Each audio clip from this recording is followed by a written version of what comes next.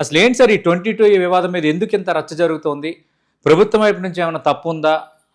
ఈసారి 22 జాబితాలో భూములు చేర్చడం పైన ఏమైనా తప్పిదాలు ఏమైనా జరిగాయా? తప్పిదాలంటే ఈ ప్రాబ్లం చాలా పాత ప్రాబ్లం అండి. ఒక రకంగా చెప్పాలంటే మనకి 1948లో హైదరాబాద్ స్టేట్ లిబరేట్ అయింది. సార్ అప్పటికి ఎన్నేళ్ళు అండి? 1948, 52, 26, 78 ఇయర్స్ అయింది. అలాగే ఇండియాకి ఇండిపెండెన్స్ వచ్చి కూడా దాదాపు 1947 నుంచి 79 ఇయర్స్ అయింది. అవును.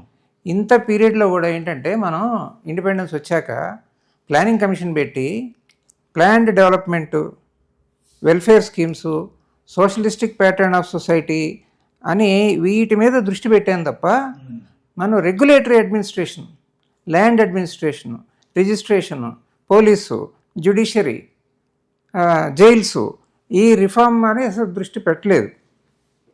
అందుకనే ఇప్పుడు మనకి 1947 నుంచి కూడా తెలంగాణలో ఏ సర్వే జరగలేదు. ఎక్సెప్ట్ మన హైదరాబాద్ సిటీలో, అందులో హైదరాబాద్ డిస్ట్రిక్ట్లో కొంత పోర్షను, అంటే ఎక్సెప్ట్ బండ్లగూడ, ఈ గోల్కొండ తప్పితే మిగతా ఏరియాస్ టౌన్ సర్వే అని అయింది. అంతకుమించి అసలు తెలంగాణలో ఎక్కడ ఏ సర్వే కాల. ఓన్లీ ఏదో ల్యాండ్ అక్విజిషన్ కోసమో అసైన్మెంట్ కోసమో సర్వే చేయడం తప్పితే అది 100-120 ఏళ్ళ నాటి సర్వే రికార్డే ఇప్పటికీ ఉంది. మనకు సరైన సర్వే రికార్డే లేదు. సరైన సర్వే రికార్డు లేనప్పుడు టైటిల్ రికార్డు కూడా లేదు. మనం ఇప్పుడు ఎన్టీ రామారావు పీరియడ్ నుంచి కూడా పటేల్ పట్వారీ సిస్టమ్ రద్దు చేయటము, తాలూకాలు రద్దు చేయటము, దాంతో రికార్డు అంతా సర్వనాశనం అయిపోవటము, తర్వాత ఈ పట్టాదారు పాస్బుక్ స్కీమ్ అని పెట్టారు. అది ఏంటంటే సర్వే లేకుండా పాస్బుక్లు ఇచ్చేశారు. ఎందుకు అట్లా చేశారు అంటే సర్వే చేయాలంటే లేట్ అవుతుంది, మనం పాస్బుక్లు ఇచ్చేద్దామని ఇచ్చారు.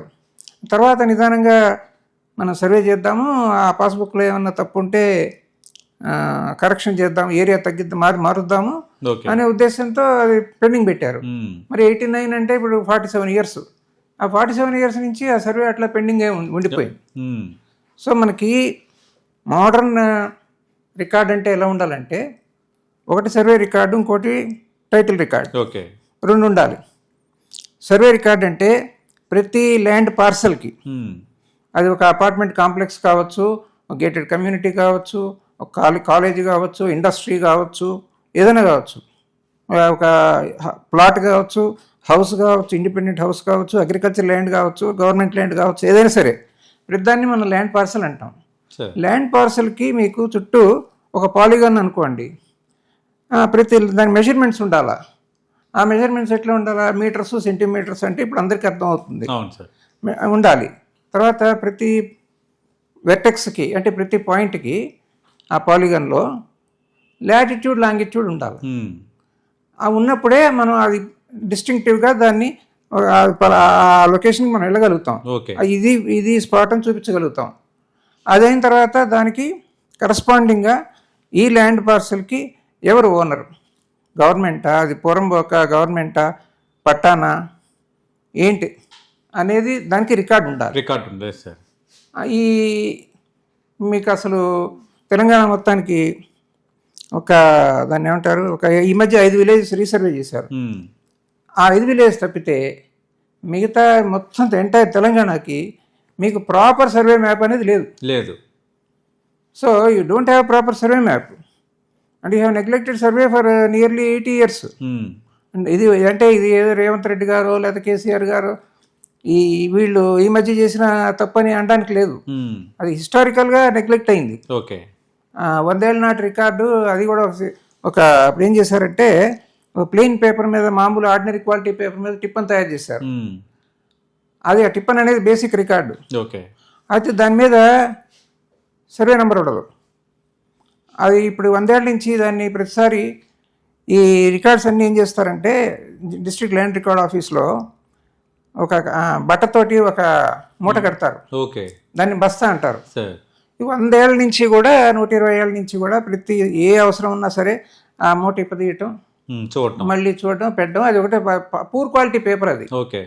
అది బ్రిటిష్ వాళ్ళు అక్కడ సరే, అంటే అవి ఇప్పుడు ఇప్పుడు డిజిటలైజేషన్ ప్రక్రియ బాగా విరివిగా వాడుతున్నాం కదా, వాటిని ఎందుకు సార్ డిజిటలైజేషన్ చేయాలి? డిజిటైజ్ చేసినా మీకు అది ఏం అర్థం కాదండి. దాని మీద సర్వే నెంబర్ ఏమి ఉండదు. ఓహో, ఆ మెజర్మెంట్స్ అర్థం కావు. ఓకే అవి రూపాయల అణాల్లోనే ఉంటాయి. ఓకే. అవి ఎవరికి నాకు మీకు కూడా అర్థం కావు, ఎవరికి అర్థం కావు. అంటే ఇప్పుడు మా కామన్ మ్యాన్కి అర్థమయ్యే భాషలో మనకి ఇప్పుడు ఏదో ఈనాడు చదివినట్టో లేకపోతే మీ టీవీలో ఏదైనా డిబేట్ చూసినట్టు మనకు అర్థమయ్యేటట్టు ఉండాలి. మీటర్లు సెంటీమీటర్లు ఉండాలి. ఇప్పుడు కోఆర్డినేట్స్ అని చెప్తే లాటిట్యూడ్ లాంగిట్యూడ్ అంటే ఇప్పుడు ఏ ఇంజనీరింగ్ చదువుకున్నా నేను చదువుకోకపోయిన వాళ్ళకి కూడా అర్థం అవుతుంది. అది ఆ రికార్డులు అవి కూడా పోయినాయి, ఆ టిప్పన్స్ కూడా పోయినాయి.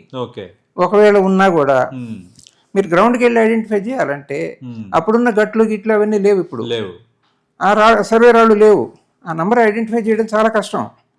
సో మనకేంటంటే చాలా దారుణమైన రికార్డు ఉంది ఇక్కడ మొత్తం తెలంగాణలో. ఒక హైదరాబాద్లో ఈ టౌన్ సర్వే చేశారు 60 ఏళ్ళ నాడు, దాన్ని అప్డేట్ చేయలేదు. అది కూడా హైదరాబాద్ డిస్ట్రిక్ట్లో కొంత పోర్షన్ వరకే, ఎక్సెప్ట్ 2 మండల్స్. అది యాక్యురేట్గా ఉంటుంది, కానీ దానికి కూడా లాటిట్యూడ్ లాంగిట్యూడ్ లేవు. సో స్ట్రిక్ట్లీ మీరు హై క్వాలిటీ మ్యాప్స్ అనేవి ఒక ఈ మధ్య రీసర్వే చేసిన ఒక 5 విలేజ్ తప్పితే తెలంగాణ మొత్తం ఎక్కడా లేదు. ఒకటి. ఇంకోటి టైటిల్ రిజిస్టర్ ఉండాలి. టైటిల్ రిజిస్టర్ దానికి చట్టబద్ధత ఉండాలి. ఇప్పుడు for example Hyderabad town survey ఉంది, record town survey land register అంటారు. నేను హైదరాబాద్ సిటీ కూడా డిప్యూటీ డైరెక్టర్ చేశాను. దానికి చట్టబద్ధత లేదు.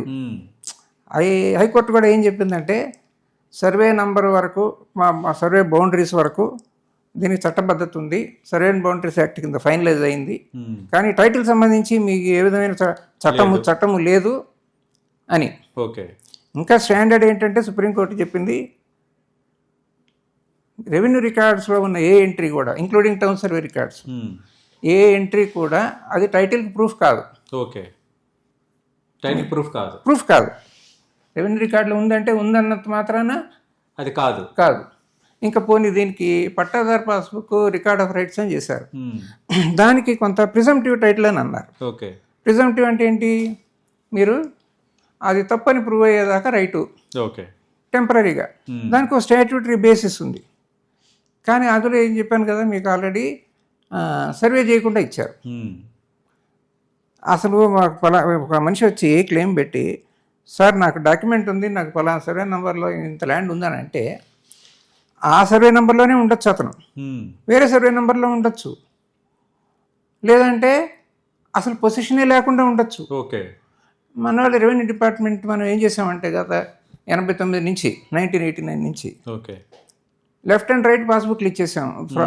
గ్రౌండ్ మీద పొజిషన్ వెరిఫై చేయలే, సర్వే చేయలే, ఏమి చేయకుండా పాస్బుక్లు. కొన్ని సందర్భాల్లో సర్వే నెంబర్లో ఉన్న విస్తీర్ణంకి మించి కూడా పాస్బుక్లు ఇచ్చారు. ఇంకా కొంతమంది మీరు అన్నట్టు ముందే చూసుకోకుండా విచ్చలవిడికి ఇచ్చేసారు. కొంతమంది ఫోర్జరీ కూడా తయారు చేశారట. ఫోర్జరీ పాస్బుక్లు కూడా ఉన్నాయి. సో ఆ విధంగా ఏంటంటే మనకు చాలా అస్తవ్యస్తంగా ఉంది. సర్వే రికార్డ్ లేదు, టైటిల్ రికార్డ్ లేదు. ఈ రెండు లేకుండా మీరు 22 ఎట్లా నోటిఫై చేస్తారు? ఏ ల్యాండ్ మనకి పలానా ల్యాండ్, ఇదిగో దాని కోఆర్డినేట్స్ ఇవి, దాని ఏరియా ఇది, దాని మెజర్మెంట్స్ ఇవి, దానికి ఒక యూనిక్ నెంబర్ ఇచ్చి ఆ ల్యాండ్కి దాని కరస్పాండింగ్ టైటిల్ రిజిస్టర్ తయారు చేసి దానికి ఒక చట్టం ఉండాలి. అవును సార్. ఆ చట్టం కింద దాన్ని తయారు చేయాలి. ఇది టైటిల్ రిజిస్టర్ అనేది. అదైన తర్వాత అప్పుడు దాన్ని బేస్ చేసుకొని నోటిఫై చేయమని చెప్పాలి. ఏమీ లేకుండా ఇప్పుడు ఇవన్నీ ఈ రికార్డ్స్ అన్నీ మీ టౌన్ సర్వే ల్యాండ్ రిజిస్టర్ కానీ, లేకపోతే మన ఏది పహానీ కానీ మీరు కంప్యూటర్ చేసినా ఏదైనా సేమ్ మ్యాటర్ కదా. సరే, ఎంత అస్పష్టత ఉన్నప్పుడు మరి 22A జాబితాలు ఎట్లా సార్ ఇవన్నీ వచ్చాయి? అంటే మరి గవర్నమెంట్ ల్యాండ్స్ ప్రొటెక్ట్ చేయాలి అని ఒక సదుద్దేశం. అది ఇంతకుముందు 22A వేరే వెర్షన్ కూడా ఉండింది. దాంట్లో ఏవో డెఫిషియన్సీస్ ఉన్నాయని మళ్ళీ దాన్ని మార్చి మళ్ళీ రీఎనాక్ట్ చేశారు. చేసిన తర్వాత దాని కింద రూల్స్ ఏవో ఇష్యూ చేశారు. స్టాట్యూటరీ రూల్స్ ఉంటాయి, రిజిస్ట్రేషన్ రూల్స్ 2016, దాని 238 to 241 అనే రూల్స్ ఉన్నాయి. అవి చాలా బ్రీఫ్గా ఉన్నాయి. దానికి ఏంటంటే కాంపిటెంట్ అథారిటీ ఎవరు, అసలు పద్ధతి ఏంటంటే ఒక డ్రాఫ్ట్ లిస్ట్ తయారు చేయాలి. ఓకే. చేసి ఒక గజెట్ నోటిఫికేషన్ ఏదో వేయాలి, లేదా వెబ్సైట్లో పెట్టాలి. ఓకే. మీకు ఎవరైనా అబ్జెక్షన్స్ ఉంటే చెప్పుకోండి అనాలి. అబ్జెక్షన్ లేని వాటిని ముందు నోటిఫై చేయొచ్చు. లేదంటే అబ్జెక్షన్స్ వచ్చిన వాటిని అన్నింటినీ కూడా ఒక ఎంక్వైరీ చేసి ఒక ఆర్డర్ పాస్ చేసి ఎస్ ఆర్ నో ఏదో ఒకటి, అప్పుడు ఫైనల్ లిస్టు వేయాలి. అవును. ఏమి లేకుండా అడ్డగోలుగా వేసేశారు లిస్టులు. కలెక్టర్ రిజిస్ట్రార్కి రాయండి, లేకపోతే ఐజీకి రాయండి, గజెట్ నోటిఫికేషన్ ఇవ్వండి అని ఇచ్చేశారు. అవును. అది ఇస్తే మరి దానివల్ల ఇక చాలా నేరాలు ఘోరాల్లాగా అన్ని తప్పులు జరుగుతాయి. సార్ అదే జరిగింది.